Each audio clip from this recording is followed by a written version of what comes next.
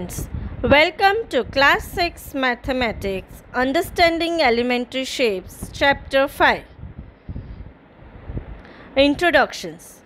Students, all the shapes we see around us are formed using curves or lines. We can see corners, edges, planes, open curves and closed curves in our surroundings. So from this figure you can see the shape of line segment. This is line segment AB, angles and triangles. Let us understand more about line segments. Measuring line segments. Students, we have drawn and seen so many line segments. A triangle is made of 3, a quadrilateral is made up of 4 line segments. Triangle is made up of 3 line segments. So what is a line segment? Line segment is a fixed portion of a line, means it has 2 end points, starting point and ending point.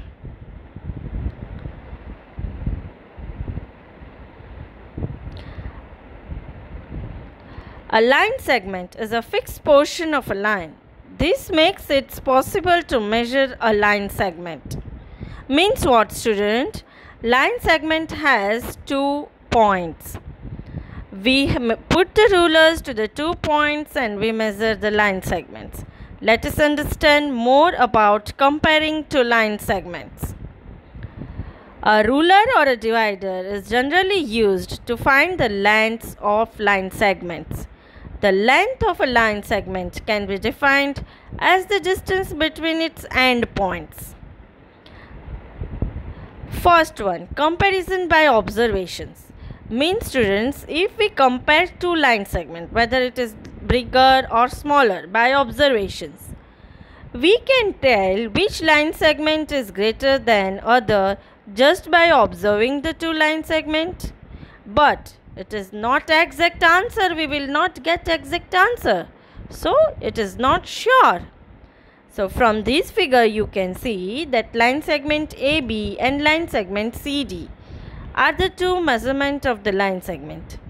In this figure we can clearly say by the observations that line segment CD is smaller than line segment AB. But if there is a slight difference in the line segment, then we cannot say by the observation. So here we can say that AB is greater than CD, but sometimes it is difficult to tell which one is greater.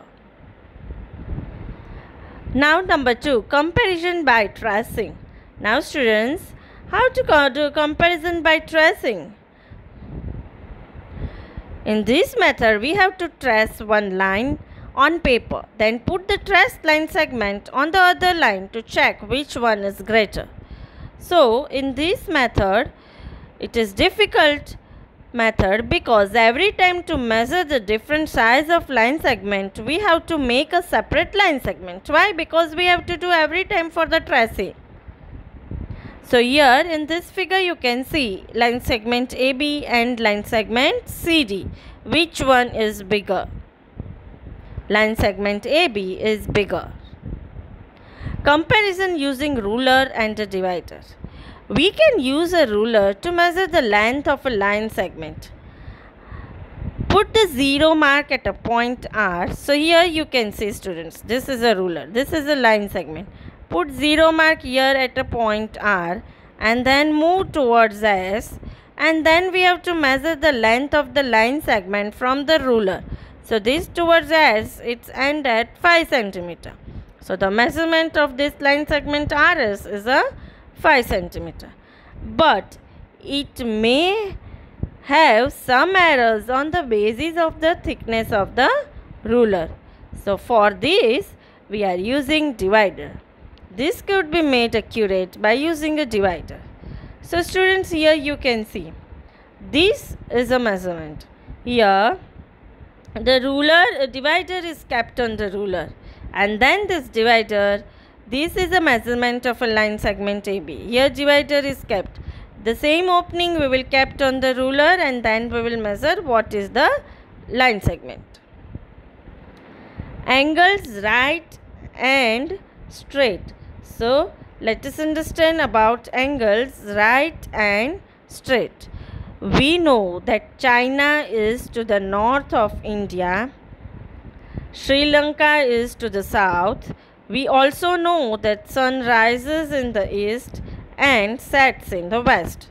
So these are the four main directions. Which are the four main directions? North, south, east and west. Now students, if you are standing facing the north, suppose you are here, north, then by a right angle turn clockwise you face east. This is a by right angle you turn clockwise. This is a clockwise. So what you will face towards east? By another right angle you turn, you finally face which directions then? South. So with one right angle clockwise you face east. But if two right angles, then you move towards the south. So the turn from north to east means students, here the turn from north to east is one right angle. From north to south, how many right angles are there? Two right angles. Now let us understand about a complete angle. Student, what is a complete angle? Turning by two straight angles in the same directions makes a full turn. So that is known as complete directions. This one complete turn is called one revolutions, or the angle for one revolutions is called complete angle. Now students, here you can understand from the figure that if we turn from these directions to the same directions makes a full turn. So this is called complete angle. It forms one revolutions. Now students, let us understand some relations for this clock. In the clock, we know the numbers are 12, 1, 2, 3, 4, 5, 6, 7, 8, 9, 10, 11. Then after students, the clock is made in the circle. So how many total angles are there? 360 degree. Between every two timings means between 12 to 1, how many degrees are there? 30 degree. So these you always remember students. Between 1 and 2, how many degree angles are there? 30 degree. Between 2 and 3, how many degree angles are there? 30 degrees. So each angle having 30 degree. Why students? Because there are total how many angles? 360 degree upon 12. 12 3s are 36 and 0. So between each angle 30 degree angle is there. Now let us understand about the how many revolutions it takes. These are the three figures. For example, here 12 to 6 is given. 12 to 6. It forms a straight line. So how much revolutions? 1 revolutions, half revolutions. Students, it forms a straight line means how many right angles?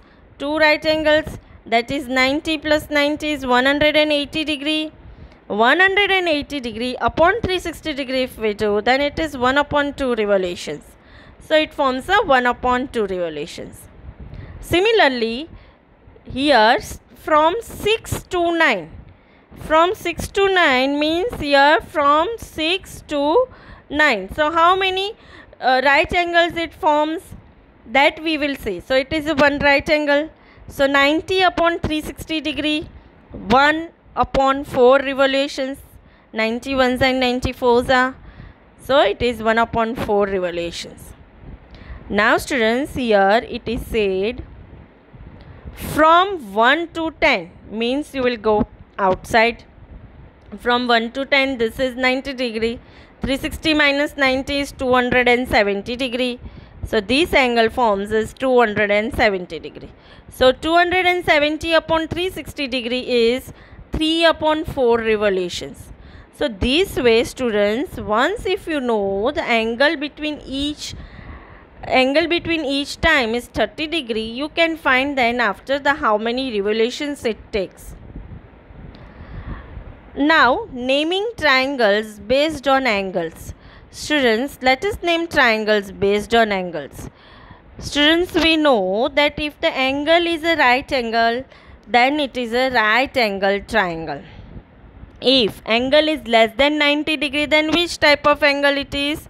Acute angled triangle. If angle is greater than 90 degree, then the triangle is called an obtuse angled triangle. Students, we have learned this in our earlier classes. Now perpendiculars around us. Here students, you can observe in this figure that this is a figure of line segment AB where MN bisect. It is a perpendicular bisector of line segment AB. Means what? MN bisects line segment AB. That means it divides line segment AB into two equal parts. So we say that MN is the perpendicular bisector of line segment AB. You will learn this how to construct perpendicular bisector in the later lessons. Properties of quadrilaterals. Students, let us understand some basic properties of quadrilaterals. Quadrilateral means what, students? It is made up of 4 line segments. First, quadrilateral rectangles. Rectangles having all 4 right angles and opposite sides equal. Square, students, we know that all 4 right angles and 4 equal sides. Parallelogram means 2 pairs of parallel sides and opposite sides equal.